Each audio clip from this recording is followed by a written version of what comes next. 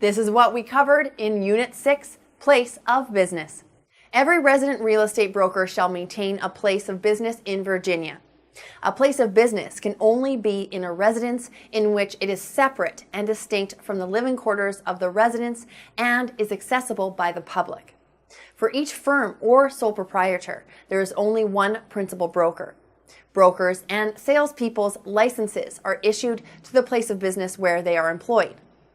Each place of business and branch office must be supervised and personally managed. A sole proprietor brokerage can be under a fictitious name and does not require a separate firm license. Branch office. Separate licenses must be obtained for each branch office.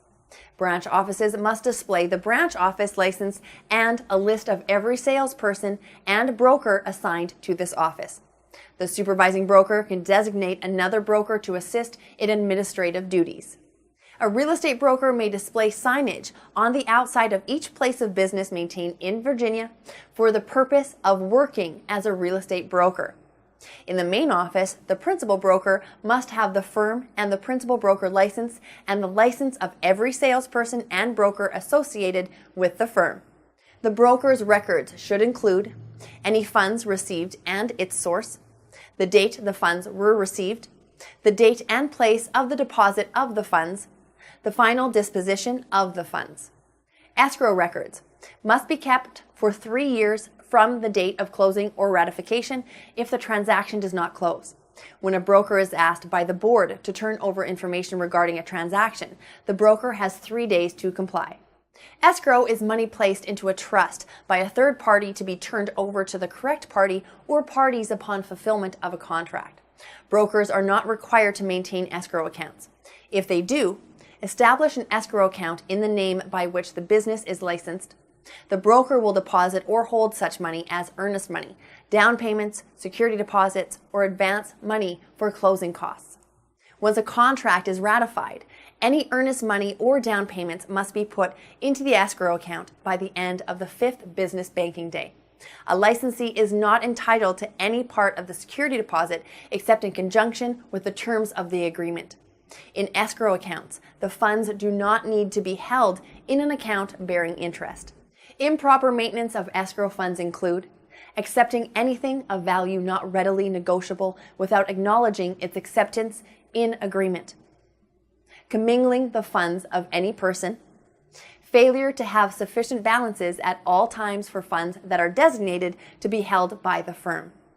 If the transaction is not consummated, the funds will remain in escrow. All the principals agree in writing to the disposition of the funds. The funds are dispersed through court order. The broker will decide to whom the funds belong. Incidental closing expenses may not be deducted from a deposit. Any advising must be done under the supervision of the principal or supervising broker and in the name of the firm. All online advertising that can be viewed or experienced as a separate unit must contain disclosures.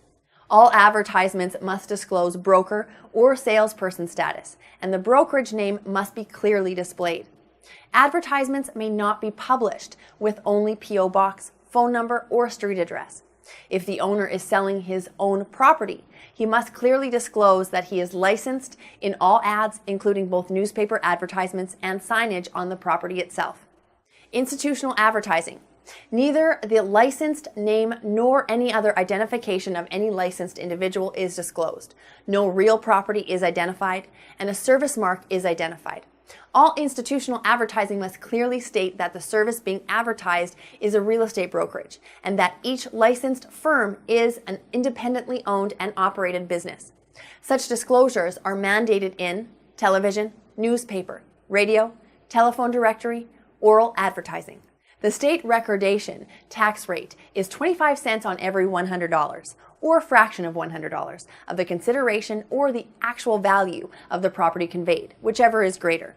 A grantor tax is payable by the seller when the deed is presented for recording and the tax payment is noted on the instrument at the time it is recorded. The transfer tax, computed when the value of the interest exceeds $100, is calculated based upon the property sale price at the rate of 50 cents for each $500 or fractional part thereof.